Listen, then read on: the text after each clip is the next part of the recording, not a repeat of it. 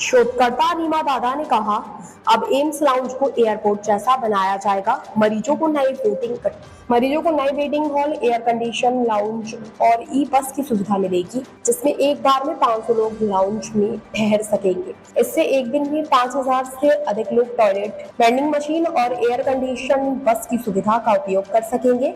इसके अलावा साल के अंत तक MRI और अन्य जांचों के लिए हाईटेक लैब स्थापित करने की योजना है।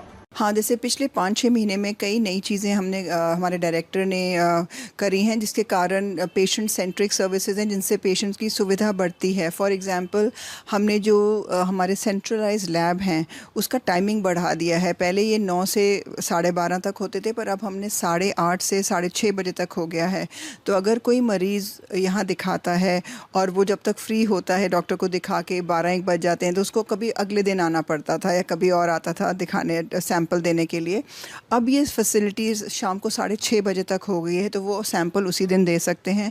दूसरा, पहले अलग अलग लैब जाना पड़ता था सैंपल डिफरेंट टेस्ट के लिए, परंतु अब सारा कलेक्शंस फैसिलिटीज़ सेंट्रलाइज हो गई हैं। एक जगह सैंपल होगा और हमारा स्टाफ डिफरेंट लैब्स लेके जाएगा।